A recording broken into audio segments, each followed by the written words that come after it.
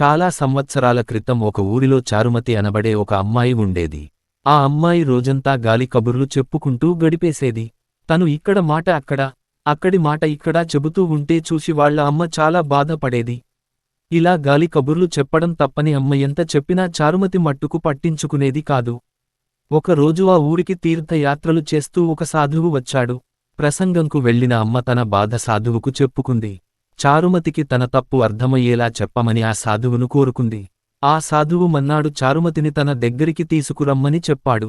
మన్నాడు పొద్దున్నే అమ్మ చారుమతిని ఆ సాధువు దగ్గరకు తీసుకుని వెళ్ళింది. ఆ సాధువు చారుమతికి ఒక కోడిని చూపించి రోజంతా ఆ కోడి ఈకలు తీసి ఊరు మొత్తం జల్లమని చెప్పాడు. ఇంతేనా అనుకుంటూ అమ్మ చారుమతిని కోడి ఈకలతో ఊరంతా చుట్టుకుని రమ్మంది. చారుమతి సంతోషంగా ఊరంతా తిరుగుతూ కనిపించిన వారందరికి కబుర్లు చెబుతూ ఇక్కదో ఈక, అకాడో ఈక విసిరేసింది. సాయంత్రం సూర్యోస్తమం అవుతుంటే అమ్మ చారుమతి మళ్ళీ ఆ సాధువు దగ్గరకు చేరారు. ఈ రాత్రి నిద్రపోయి మళ్ళీ తెల్లవారగానే ఇద్దరినీ రమ్మన్నాడు సాధువు. మొన్నాడు పొద్దున్నే సాధువు, నిన్న రోజంతా విసిరేసిన కోడి ఈకలు వెతికి తీసుకురా అమ్మా అని చారుమతితో అన్నాడు.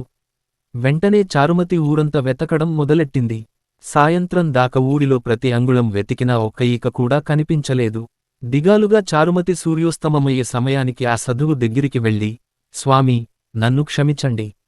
నాకు ఒక్క ఈక కూడా దొరకలేదు అని తల దించుకుని చెప్పింది.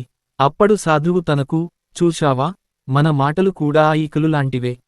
ఒక్కసారి మన నోరు జారితే ఆ మాటలను మనం ఎన్నటికి తిరిగి తీసుకోలేము అని చెప్పాడు. ఆ రోజు నుంచి చారుమతి గాలి కబుర్లు చెబుతూ ఇతరులని, తన అమ్మని ఇబ్బంది పెట్టడం మానేసింది.